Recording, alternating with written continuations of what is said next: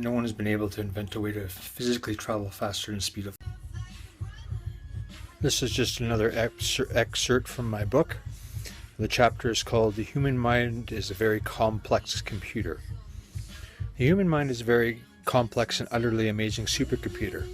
Think of your mind like a computer processor. Every time the processor is asked to process new information, it usually slows down. Over time, with new technology, we've been able to make faster, more efficient processors that don't slow down as much. You have to ask ourselves, how do we do that?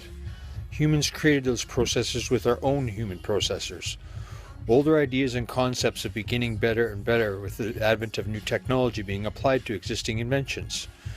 Now imagine for a moment, or preferably much longer than that, through the natural creative ability that our own mind possesses, once unlocked, can be turned into a super modified turbo processor. Guess what they can do? Have an unconscious alarm that goes off automatically, instantaneously, every time you have a negative thought of any kind. The best and easiest way to do this is to be conscious of your moment at any given time. Our mood is the best way for us to know what we've been subconsciously thinking about at any point in time. If negative thoughts are left unchecked, it can lead to them becoming dominant thoughts, many times without us even consciously realizing it, thus affecting our mood.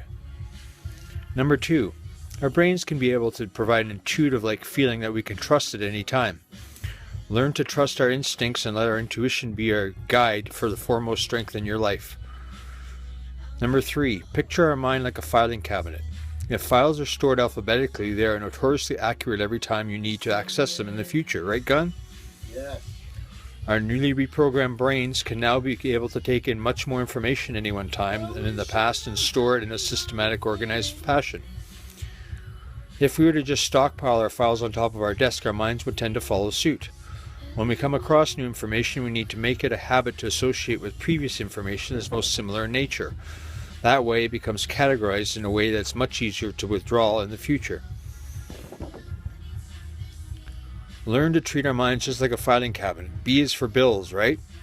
Every person has the ability of learning how to unlock our brains fully and completely and have a true photographic memory. It's our connection with the emotions that affects how our brains save new memories. Once we can learn to connect the majority of thoughts to positive ones, only then can we have happy, fulfilling lives most of the time. Good memories are always a lot easier to recall than the negative ones.